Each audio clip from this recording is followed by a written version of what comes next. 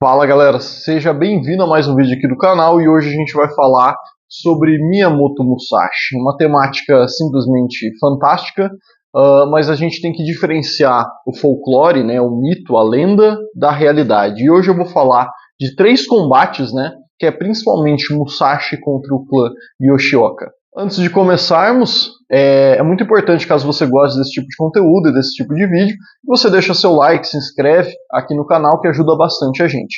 E aí, começando propriamente dito, eu quero citar duas fontes bibliográficas para você saber de onde eu tirei essas informações.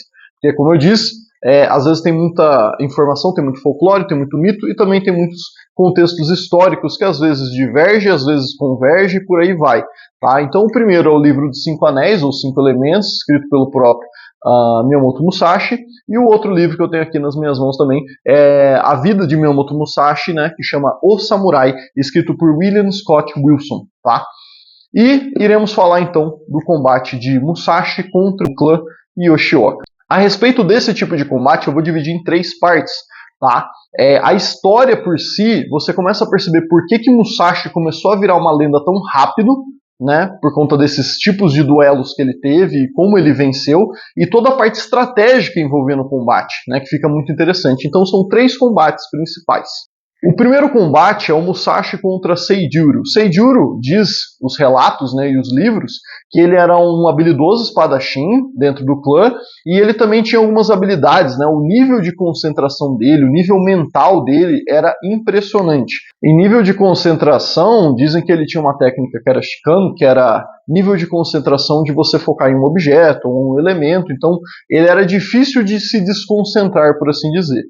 Para ele era muito interessante aceitar esse tipo de duelo ou qualquer outro, porque na época o clã estava em desfasagem, por assim dizer. Então ele não estava na sua melhor fase. Então era importante reaver sua honra, né, não recusar duelos. Musashi, por outro lado, já estava querendo, além de provar, né, mostrar o seu ponto para o seu pai, também era importante ele mostrar para o mundo que ele era capaz, mesmo sendo autodidata e com 21 anos. Nesse combate, então, Seijuro utilizou uma espada de verdade e Musashi utilizou o que ficaria muito famoso, né, usando por ele, o Bokuto, que é a espada de madeira, né, que ele já utilizou em diversos outros tipos de duelo, que é muito famoso quando a gente fala do nome Musashi.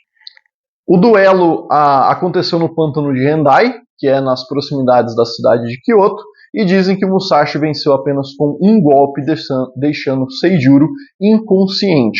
Né? Os alunos dele tiveram que tirar ele do pântano, e reza a lenda, e aí não tem tanta informação que realmente diz com certeza, mas aparentemente Seijuro largou as artes marciais depois desse fracasso, por assim dizer, né? Como que ele poderia perder de alguém aleatório, autodidata, não veio de nenhum clã importante samurai, né? Então ele largou as artes marciais e virou clérigo. E algumas fontes, alguns livros, inclusive esse que eu citei da biografia de Musashi, diz que então ele virou um monge budista. Foi enviado então, através do clã Yoshioka, o Denshishiro, que é o irmão do Seijuro, para duelar com Musashi. Afinal de contas, isso foi uma vergonha para o clã.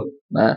E o irmão dele, muito forte, aparentemente muito habilidoso, mas também impaciente. Musashi estudou ele e o clã e sabia que, assim como ele fez no combate anterior, ele simplesmente chegou atrasado. E isso fez com que tanto ele como o irmão dele se desconcentrassem. Então, o legal da parte estratégica nesse trecho específico é que ele venceu esses 2 combates, né, utilizando uma estratégia de chegar atrasado. Lembra que eu falei que Seijuro o nível de concentração dele era absurdo, né? Pelo que dizem, ele meditava muito bem, ele tinha um nível de concentração muito bom, e tanto ele como o irmão ele conseguiu desconcentrar através de uma técnica de chegar simplesmente atrasado, deixar a pessoa ansiosa, deixar a pessoa estressada, e aí você percebe que então, afetando a sua mente, o guerreiro acaba não lutando com as suas melhores condições. Então ele venceu esses 2 combates chegando atrasado. No caso do Denshishiro, ele matou ele, né? Aparentemente não fala de nível técnico, mas ele capturou a espada dele e utilizou contra ele mesmo, matando-o. O clã, não deixando barato então mais esse fracasso, na sua terceira tentativa, enviou o filho dele, que na verdade foi uma Daut, né? Que é a ideia de você se vingar. Né? Afinal de contas, já não dava mais para continuar desse jeito. Então, no duelo, foi enviado o filho de Seijuro, que é o Matashiro, E nesse duelo, na verdade, era uma farsa, porque iria uma pequena tropa lá para acabar com a vida de Musashi. E aí, como que ele venceu nos dois primeiros combates, ele venceu chegando atrasado. Nesse foi o contrário, ele chegou antes. E aí tem algumas passagens que, inclusive no livro dos Cinco Anéis, os Cinco Elementos, você vai ver que ele chega antes, ele encontra alguns templos e acaba tendo reflexões religiosas que não vem ao caso nesse vídeo específico, mas é bem interessante para você dar uma olhada lá depois, ou se quiser que a gente comente aqui, a gente acaba comentando também. O fato é que ele chegou antes, ele estudou toda a topografia do local e se alocou em determinados pontos específicos que ele não seria visto, e quando a pequena tropa chegou, assim como o seu líder, né, Matashiro, eles já chegaram relaxados, deixaram as armas de lado, não tinha formação alguma, e foi nisso que Musashi apareceu matando a tropa inteira.